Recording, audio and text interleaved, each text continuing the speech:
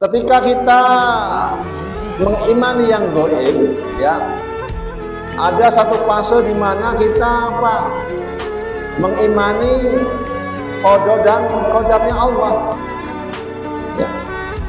Satu qada dan qadarnya Allah ini adalah satu iman yang luar biasa ketika kita itu bisa menyikapi takdir kita itu dengan dengan berbaik sangka kepada Allah Subhanahu wa taala. Ya. Kalaulah saya boleh katakan bahwa qada dan qadarnya Allah ini bagian daripada rukun iman yang harus kita imani. Ya.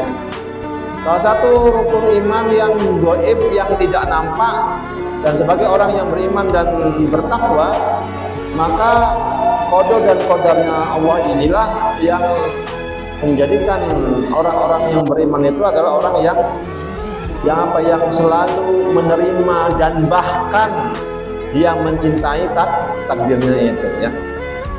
Dikatakan bahwa yang dimaksud dengan qada itu secara bahasa berarti apa? Qada itu adalah ketetapan dari Allah atau keputusan dari Allah, ya.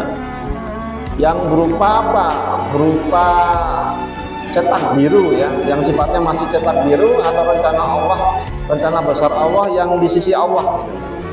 Contoh, Allah telah menetapkan sejak dahulu bahwa orang-orang yang bernyawa itu atau makhluk yang bernyawa itu dia pasti akan merasakan kematian. Itu qadanya Allah.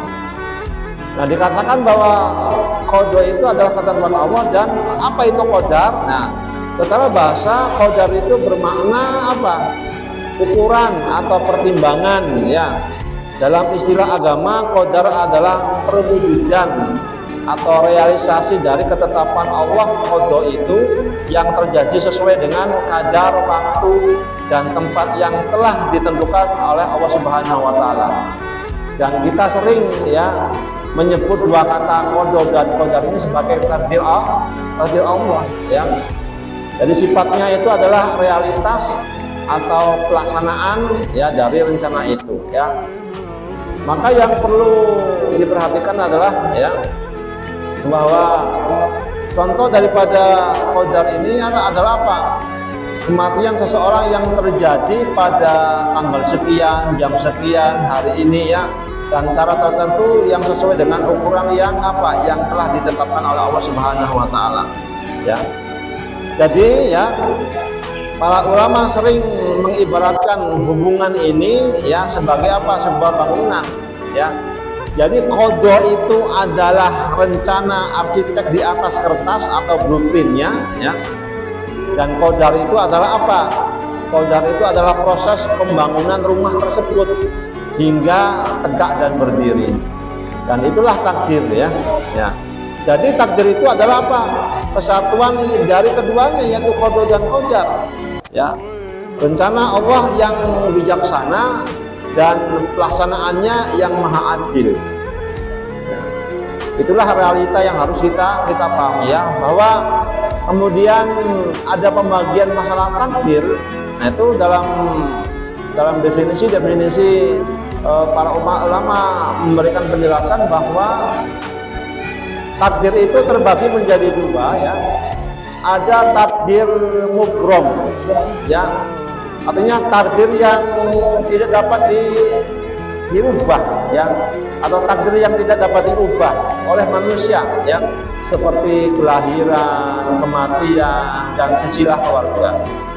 Jadi namanya jodoh, pati, rezeki, ya, tentu itu sudah tertakar dan terukur, ya. Siapakah jodoh kita, kapan kita itu akan meninggal, itu sudah tercatat semua sebagai takdir mubrom yang telah ditulis oleh Allah.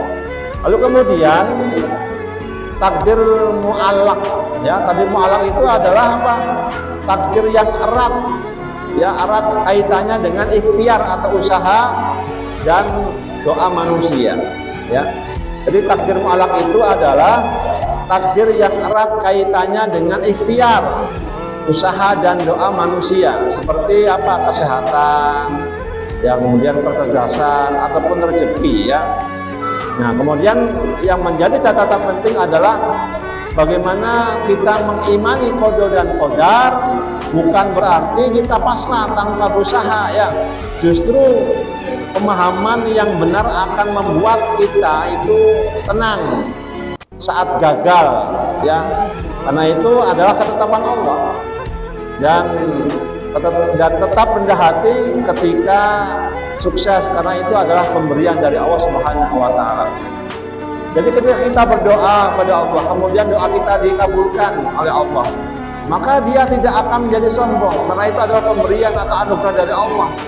Begitupun ketika kita gagal dalam sebuah keinginan kita, maka dia akan tenang, artinya bahwa ini merupakan ketentuan dari Allah Subhanahu wa taala. Itulah bagaimana kita menyikapi takdir yang realitanya harus kita pahami itu ya.